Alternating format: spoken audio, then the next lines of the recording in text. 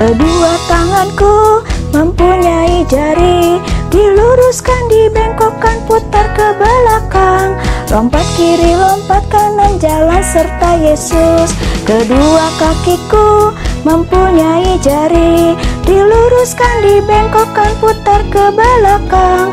Lompat depan, lompat belakang, jalan serta Yesus. Jalan serta Yesus, jalan sertanya setiap hari. Jalan serta Yesus, serta Yesus lamanya. Jalan dalam duka, jalan dalam suka, jalan sertanya setiap hari. Jalan serta Yesus, serta Yesus lamanya.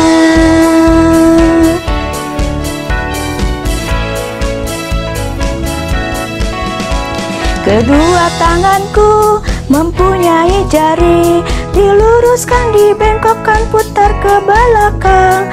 Lompat kiri, lompat kanan, jalan serta Yesus.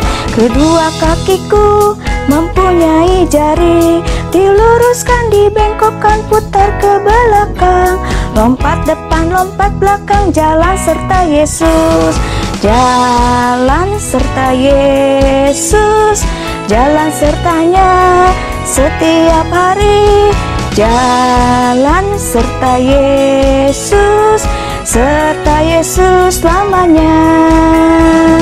Jalan dalam suka, jalan dalam duka, jalan sertanya setiap hari.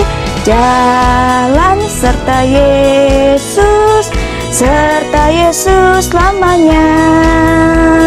Serta Yesus lamanya, serta Yesus lamanya.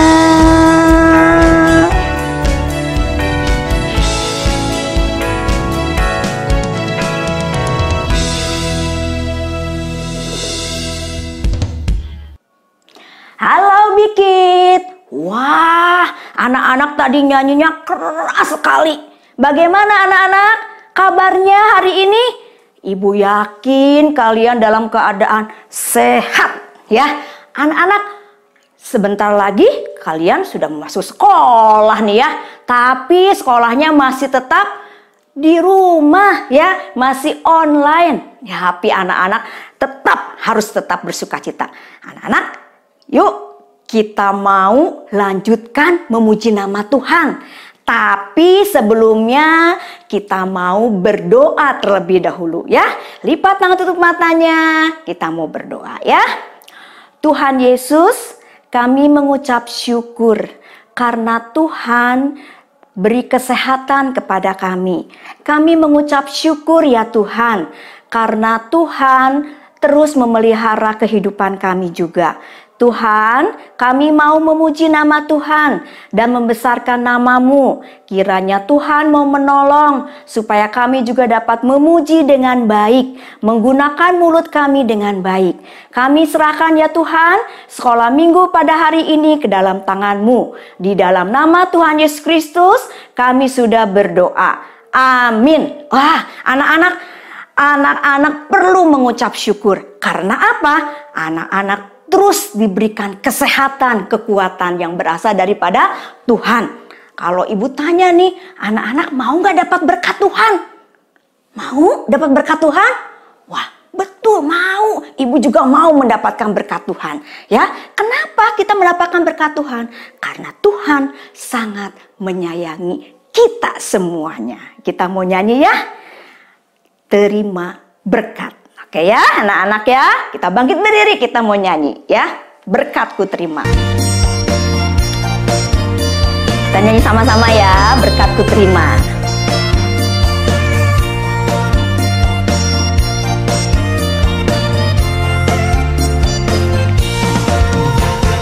Karena Tuhan sayang padaku, berkatku terima, berkatku terima. Karena Tuhan sayang padaku, berkatku terima. Karena Tuhan sayang padaku, berkatku terima, berkatku terima. Karena Tuhan sayang padaku, berkat-Ku terima. Apa yang tak pernah dilihat, tak pernah didengar, tak pernah di hati, semuanya Tuhan sediakan bagi diriku. Ya terima, ya terima, ya terima berkat Tuhan. Ya terima, ya terima, ya terima berkat Tuhan.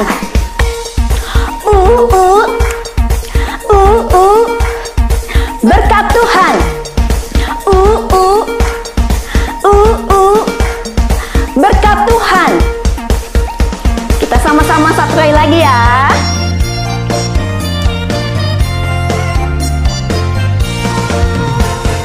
Karena Tuhan sayang padaku, berkat-Ku terima, berkat-Ku terima. Karena Tuhan sayang padaku, berkat-Ku terima. Apa yang tak pernah dilihat, tak pernah didengar, tak pernah di hati, semuanya Tuhan sediakan bagi diriku. Ya terima, ya terima, ya terima berkat Tuhan. Ya terima, ya terima, ya terima berkat Tuhan.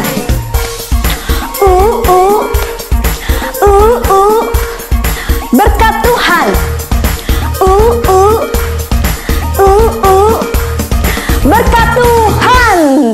Oke anak-anak, kita sudah menerima berkat Tuhan. Oke, wah anak-anak, ibu mau bertanya lagi nih.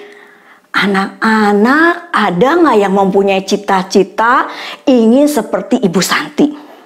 Ibu Santi dulu lagi kecil cita-citanya menjadi guru. Ada mungkin yang mau cita-citanya jadi seorang dokter. Wah, ya. Ada mungkin yang mau menjadi pilot. Wah, ya. Anak-anak, semua cita-cita kalian bisa terwujud. Kita nggak usah sedih. Zaman sekarang ini sedang adanya COVID, tapi kalian harus tetap semangat. Karena apa? Kita mempunyai harapan. Harapan di mana? Di dalam Tuhan. Asal anak-anak tetap setia di dalam Tuhan. Kita mau nyanyi ya. Kita mau nyanyi satu lagu penuh harapan. Kalau yang sudah bisa, nyanyinya yang keras ya. Yang belum bisa kita belajar sama-sama. Oke ya, kita mau mulai ya. Oke.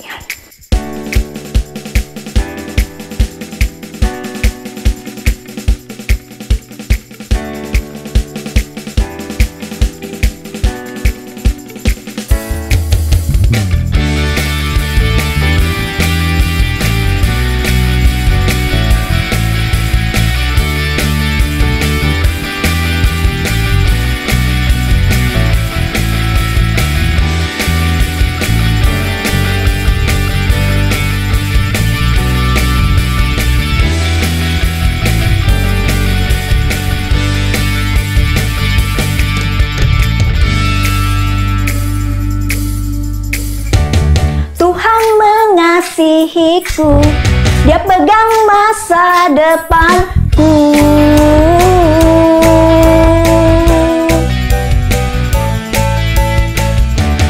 Takkan pernah ku ragu, ku berharga di matanya.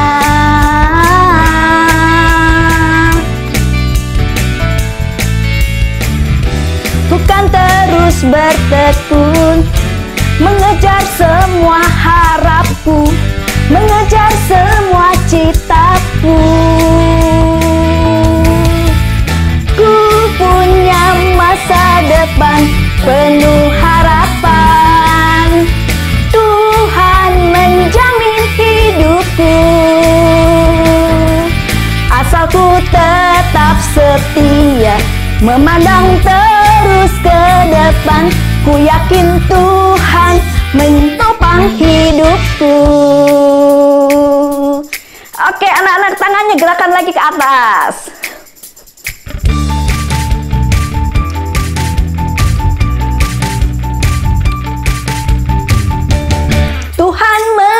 mengasihiku, Dia pegang masa depanku.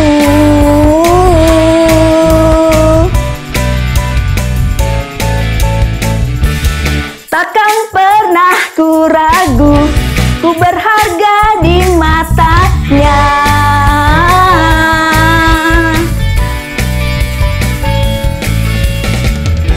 Ku kan terus bertekun, mengejar semua harapku, mengejar semua citaku.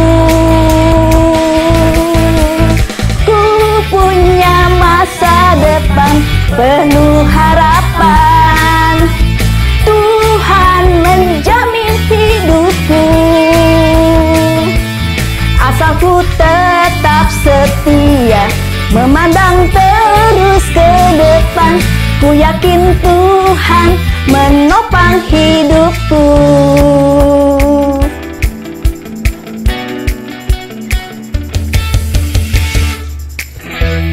Punya masa depan penuh harapan, Tuhan menjamin hidupku. Asal ku tetap setia, memandang terus ke depan, ku yakin Tuhan menopang hidupku. Ku kan berlari mengejar citaku, ku yakin Tuhan menopang hidupku.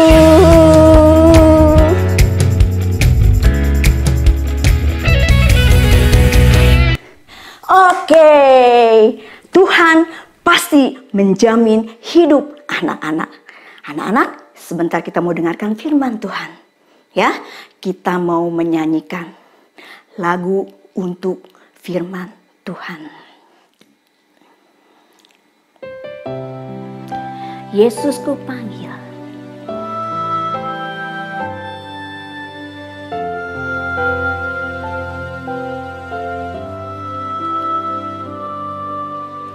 Yesus ku panggil, Yesus ku undang, masuk dalam hatiku. Yesus ku panggil, Yesus ku undang, masuk dalam hatiku. Memimpin, menuntun setiap langkah hidupku, sucikan, kuduskan semua dosaku. Yesus ku panggil, Yesus ku undang, masuk dalam hatiku. Yesus ku panggil, Yesus ku undang, masuk dalam hatiku. Memimpin, memimpin, menuntun setiap langkah hidupku, sucikan, kuduskan semua dosaku. Anak-anak, kita mengucap syukur karena Tuhan mau masuk dalam hati kita. Kita mengucap syukur karena Tuhan menghapus dosa kita. Tuhan sangat sekali mengasihi kamu dari sekarang sampai selamanya. Terima kasih Tuhan. Yesus ku panggil, Yesus ku undang, masuk dalam hatiku. Yesus ku panggil, Yesus ku undang, masuk dalam hatiku.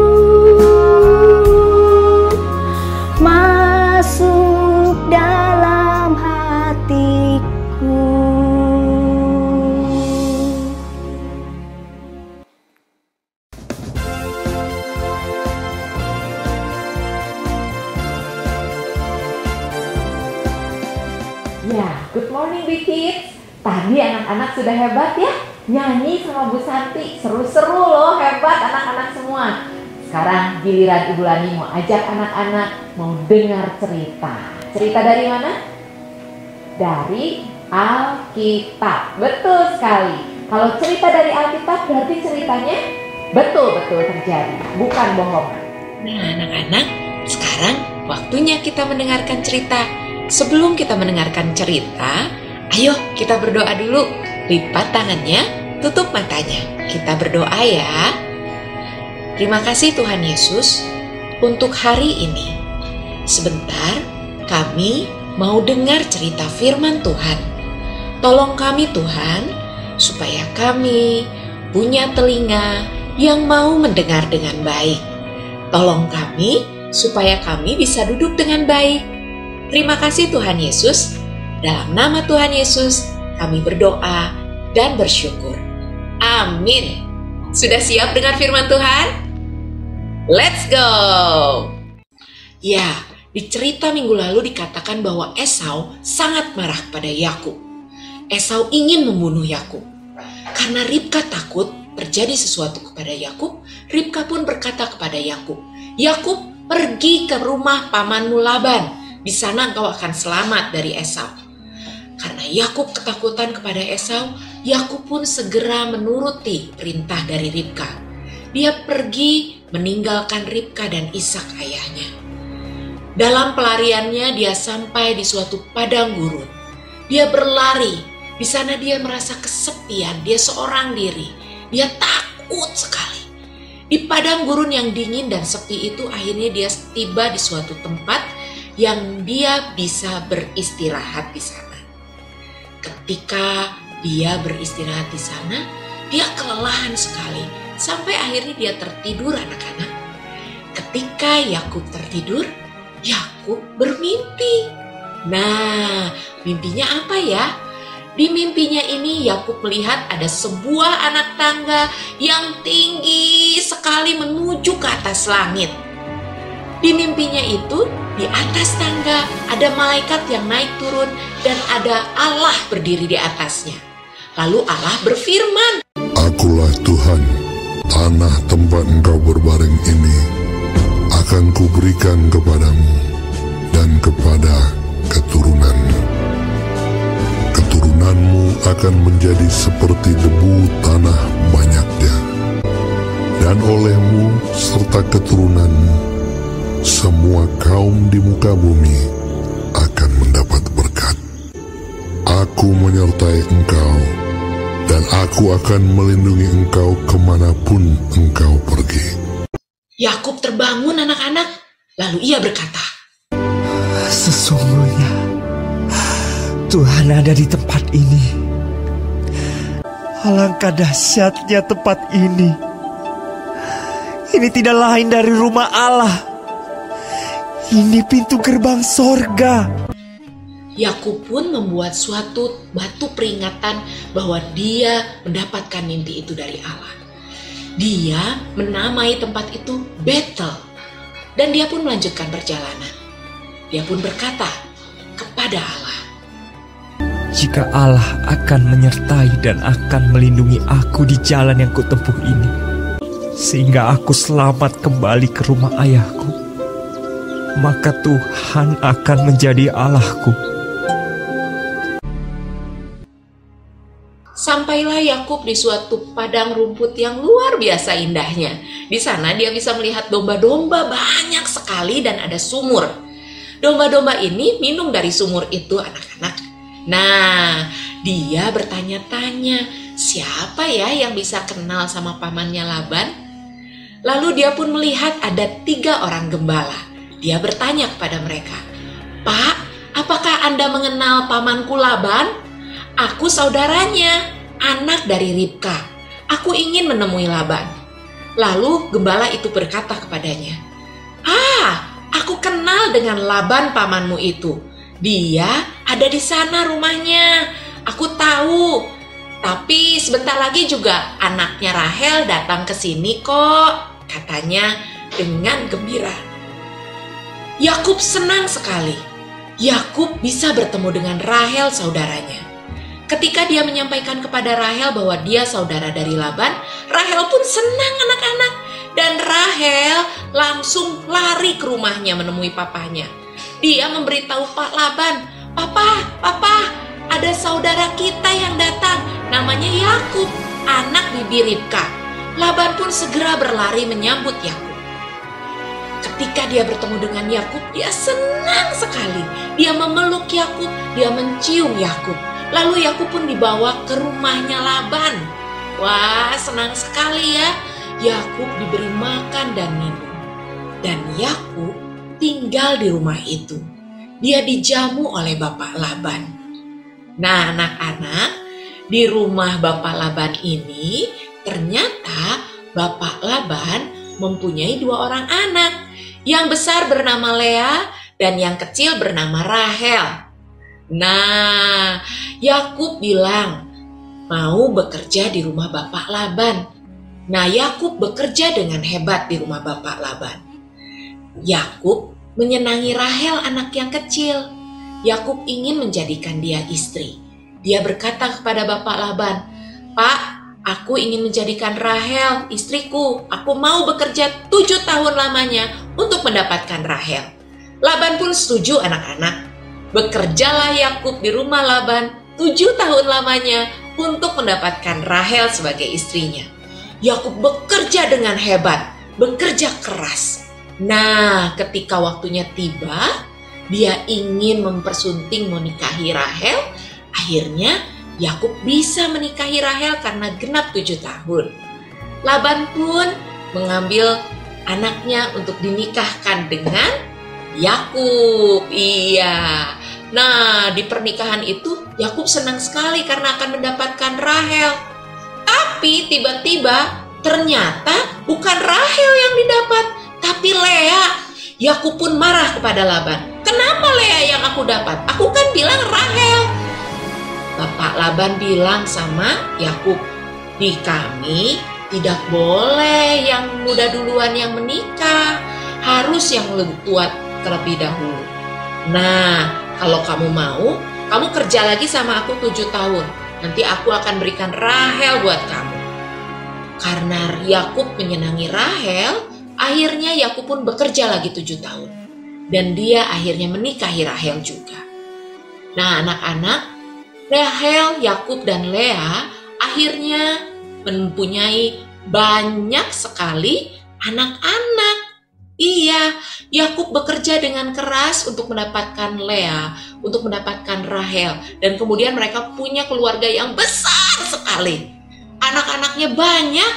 Wah, ada Ruben, Simeon, Lewi, Yehuda, Naftali, Gad, Asyer, Isakar, Zebulon, Dina, Yusuf, dan Benyamin. Waduh, banyak sekali ya anak-anaknya. Nah, anak-anak, Yakub pun mendapat perintah baru dari Allah. Yakub harus segera kembali ke Kanaan, tempat kelahirannya. Yakub pun segera bergegas mengajak anak istrinya, juga semua kawanannya untuk pergi ke tanah Kanaan.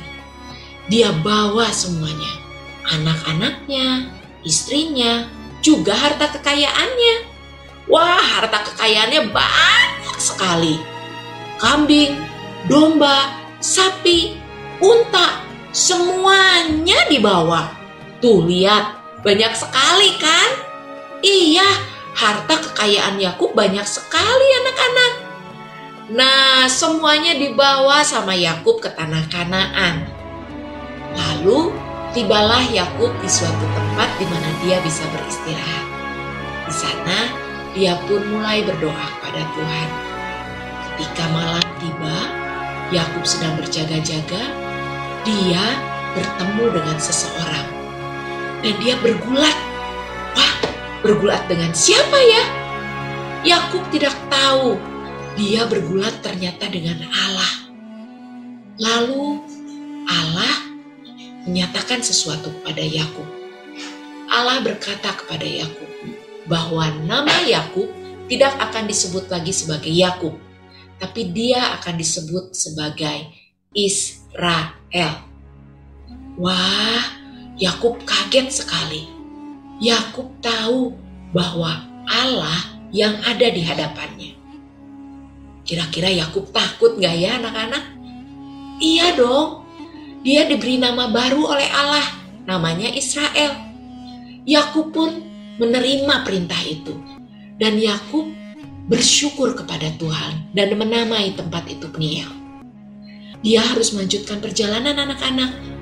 Dia memberitahukan kepada 2 orang utusannya untuk pergi mencari Esau. Ketika 2 orang ini tiba lagi di tempatnya, mereka berkata kepada Yakub, "Aku sudah bertemu dengan Esau kakakmu, dan dia sedang menuju ke arah sini. Dia membawa 400 orang bersamanya." Wah, Yakub kaget sekali. Yakub takut bawa 400 orang. Waduh, lalu Yakub mempersiapkan sesuatu. Dia pilih yang terbaik dari harta kekayaannya, dari binatang-binatang kepunyaannya, lalu dia menyuruh orang untuk mengirimkannya kepada Esau. "Apa ini?" kata Esau. "Ini kiriman dari Yakub adikmu. Katanya ini adalah yang terbaik." Lalu Esau pun bertemu dengan Yakub anak-anak. Waduh, kira-kira apa ya yang terjadi dengan Yakub dan anak-anaknya? Wah, ternyata anak-anak, Yakub ini memerintahkan keluarganya untuk berkumpul menjauh sedikit. Lalu Yakub bertemu dengan Esau. Dia takut anak istrinya disakiti. Dia pun menghampiri Esau. Wah, apa yang terjadi ya? Ternyata ketika Yakub menemui Esau, Yakub berlutut. Dia berlutut kepada Esau meminta pengampunan dari Esau. Aduh, Esau pun segera memeluk Yakub anak-anak. Ternyata Esau mengampuni Yakub. Yakub senang sekali karena Esau mau mengampuni dia. Dia bilang, "Wah, terima kasih sudah mengampuni saya." Esau pun berkata dia akan menjagai keluarganya. Yakub bilang sama Esau, "Iya, aku akan berjalan di belakang. Berjalanlah duluan, karena anakku dan istriku jalannya lama." Esau pun berkata, "Aku akan menjagai keluargamu. Aku akan berjalan duluan, tapi engkau ada dalam penjagaanku." Wah, anak-anak, Yakub senang sekali karena mendapatkan pengampunan dari Esau. Kids, coba lihat.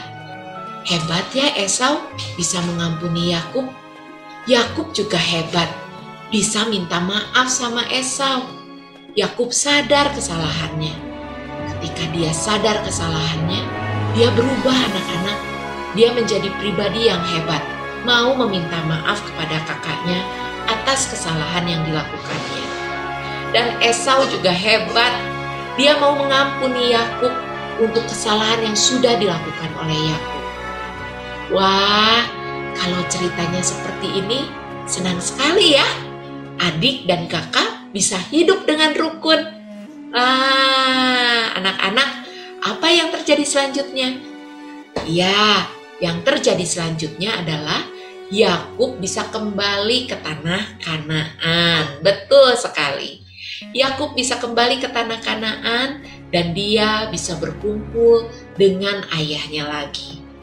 Dia tinggal di Sikem. Dia mendirikan tenda di sana. Dia bersama dengan anak istrinya tinggal di sana.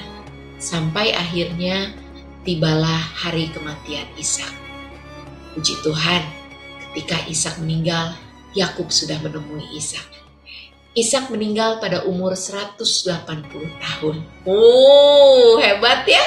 Nah, Kids, apa yang bisa kita pelajari dari kehidupan Yakub? Yakub diubahkan oleh Allah. Yakub yang tadinya seorang penipu, dia bertemu dengan Allah. Dan Allah mengubahkan hidupnya Yakub yang tadinya seorang penipu menjadi pahlawannya Allah.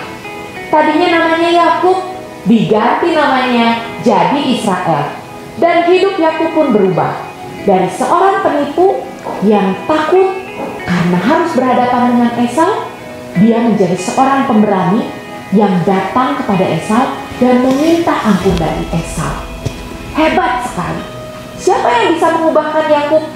Hanya Tuhan saja yang bisa mengubahkan Yakub. Nah, anak-anak, kalau Yakub bisa berubah dari hidup yang melakukan dosa menjadi hidup yang berkenan kepada Allah, hidup yang sesuai sama firman Tuhan, anak-anak juga pasti bisa melakukan itu. Anak-anak ingat gak? Tuhan tidak suka dengan dosa. Tuhan tidak suka melihat anak-anaknya melakukan dosa. Tapi Tuhan mau kita menjadi berkat untuk orang-orang sekitar.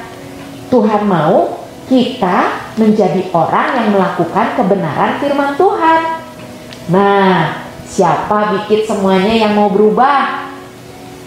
Yang tadinya melakukan dosa, marah-marah sama mamahnya kalau disuruh mandi, marah-marah sama papahnya kalau disuruh berhenti main gadget.